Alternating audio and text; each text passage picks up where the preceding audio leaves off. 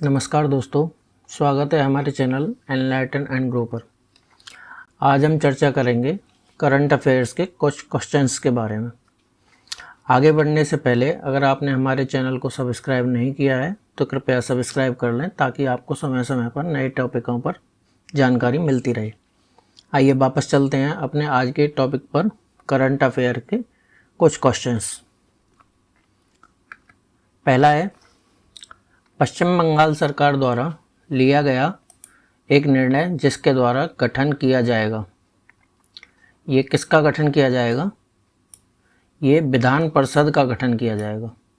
ये 17 मई 2021 को पश्चिम बंगाल सरकार ने ये डिसीजन लिया है। नंबर 2, असम विधानसभा चुनाव 2021 में सर्वाधिक सीटें जीतने वाली पार्टी। पार्टी का नाम है भारतीय जनता पार्टी। इसने 60 सीटें 2021 के आम चुनावों में असम में जीती हैं। नंबर 3, असम के 15वें मुख्यमंत्री के रूप में शपथ ली है। किसने ली है? हेमंत बिस्व शर्मा, जो बीजेपी से हैं, उन्होंने शपथ ली है 15 मई 2021 में।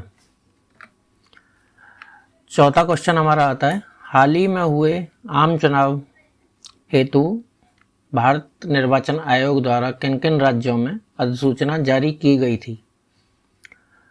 आंसर है असम, तमिलनाडु, पश्चिम बंगाल, केरल, पुडुचेरी। ये अधिसूचना 26 फरवरी 2021 को जारी की गई थी। पांचवा क्वेश्चन है, तमिलनाडु में विधानसभा चुनाव कब संपन्न हुए? तमिलनाडु में विधानसभा की 234 सीटों पर चुनाव संपन्न हुए। उसकी तारीख है 6 अप्रैल 2021 को। आइए छठवें क्वेश्चन पर चलते हैं। तमिलनाडु विधानसभा चुनाव 2021 में सर्वाधिक सीटें जीतने वाली पार्टी का नाम। जो डीएमके है, 133 सीटें उसने इस चुनाव में जीती हैं।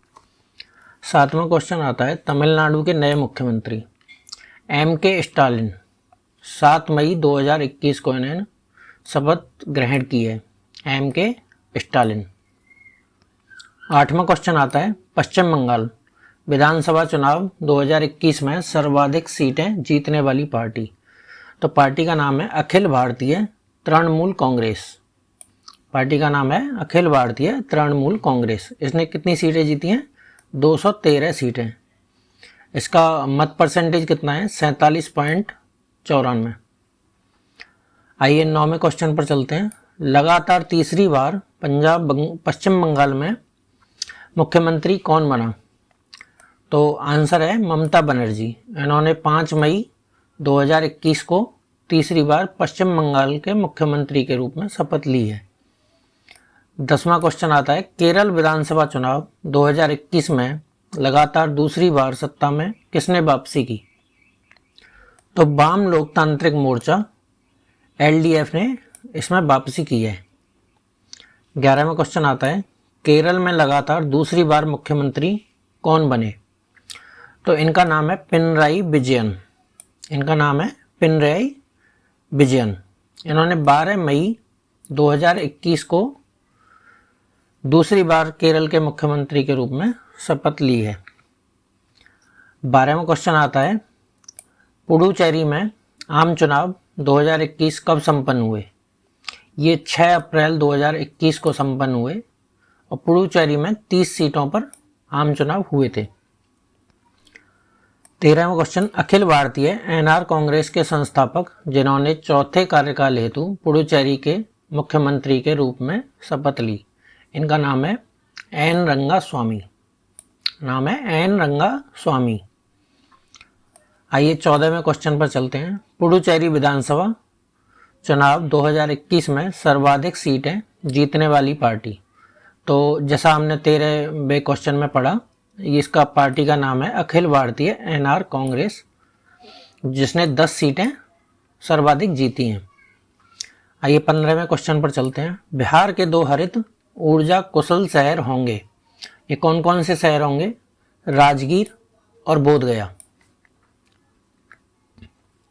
16वें क्वेश्चन पर आते हैं। रेल मंत्रालय द्वारा हावड़ा कालका मेल का नाम परिवर्तन किया गया तो वो नाम क्या है? नेताजी एक्सप्रेस। इस हावड़ा कालका मेल का नाम नेताजी एक्सप्रेस कर दिया गया। यह 26 जनवरी 2020 को परिवर्तन किया गया।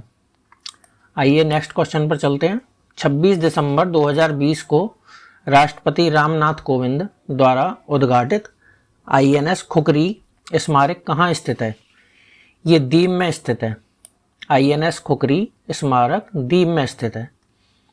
18वां क्वेश्चन, 25 दिसंबर 2020 को पूर्व प्रधानमंत्री अटल बिहारी वाजपेयी की 96वीं जयंती के अवसर पर उनकी 18 फुट ऊंची प्रतिमा का अनावरण किया। ये कहाँ किया गया? ये शिमला में किया गया। कितनी ऊंची प्रतिमा थी? 18 फुट, और 96वीं जयंती थी पूर्व प्रधानमंत्री अटल बिहारी वाजपेयी की। ये किया गया 25 दिसंबर 2020 को। 19वां क्वेश्चन आता है, जम्मू कश्मीर जिला विकास परिषद के चुनाव में सर्वाधिक सीटें जीतने वाली पार्टी। तो पार्टी का नाम है भारतीय जनता पार्टी, जिसने 75 सीटें वहां जीती हैं।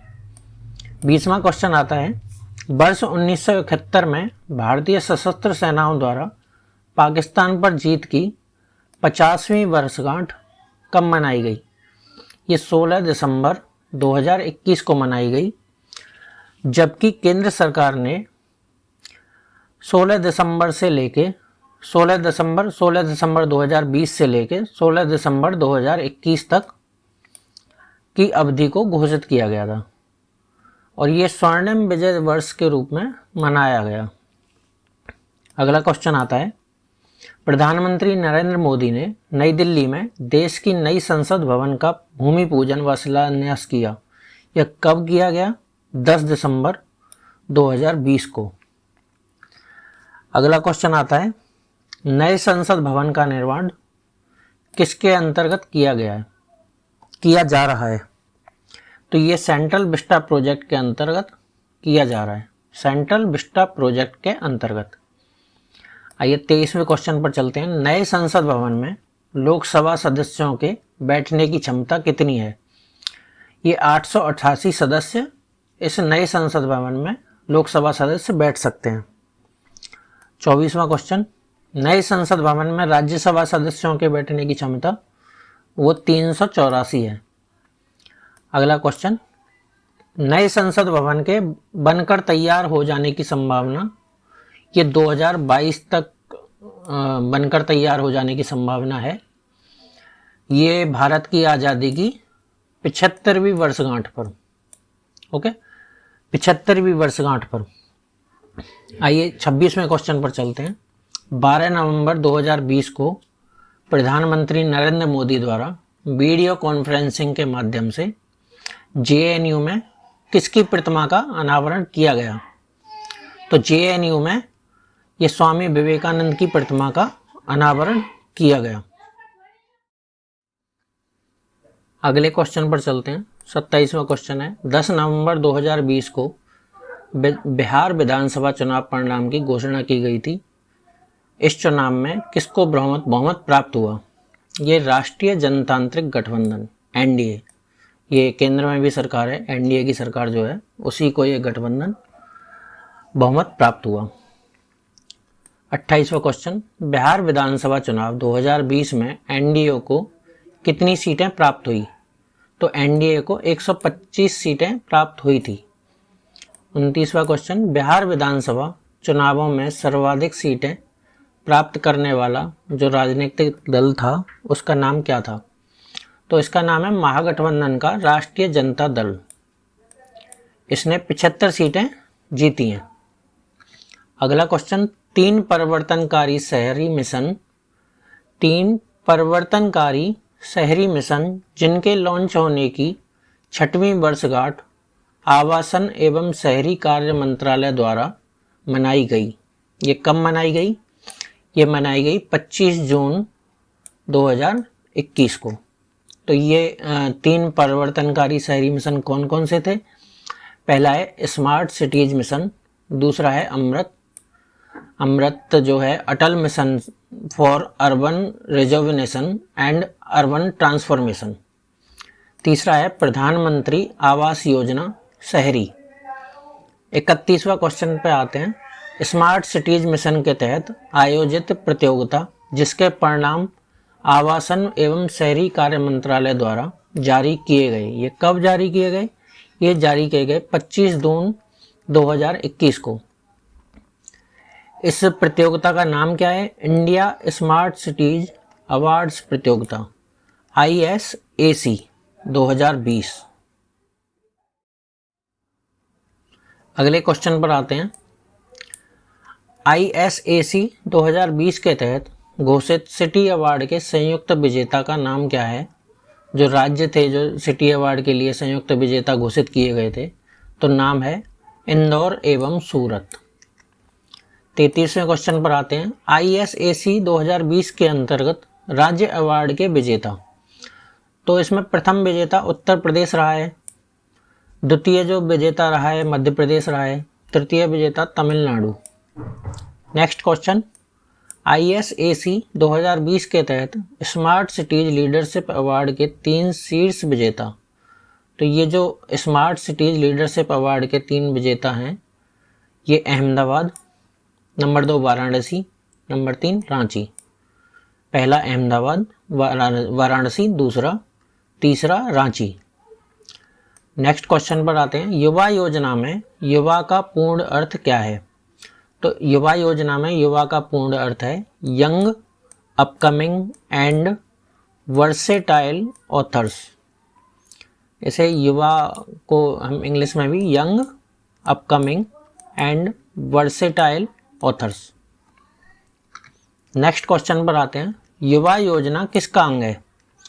तो ये युवा योजना इंडिया @ 75 परियोजना का अंग है। ये 75 परियोजना है क्या? आज़ादी के अमृत महोत्सव का हिस्सा है। इसका नाम जो है इंडिया @ 75 परियोजना, युवा योजना। 37वें क्वेश्चन पर आते हैं। ग्राम उजाला योजना पूर्णतः वित्त पोषित है। किसके द्वारा वित्त पोषित है? कार्बन क्रेडिट्स द्वारा। ओके, नेक्स्ट क्वेश्चन पर आते हैं। रतले जल विद्युत परियोजना स्थित है जम्मू और कश्मीर के किश्तवाड़ जिले में चिनाब नदी पर। ओके, जम्मू और कश्मीर के किश्तवाड़ जिले में चिनाब नदी पर। नेक्स्ट क्वेश्चन पर आते हैं। प्रधानमंत्री ऊर्जा गंगा परियोजना के तहत पाइपलाइन के कुल लंबाई कितनी है? ये लंबाई है 3384 किलोमीटर, ये लगभग है। नेक्स्ट क्वेश्चन, शिक्षा मंत्रालय की स्टार्स योजना का पूर्ण रूप क्या है? तो स्टार्स योजना का पूर्ण रूप है strengthening teaching learning and results for status, stars. आज के करंट अफेयर्स में बस इतना ही।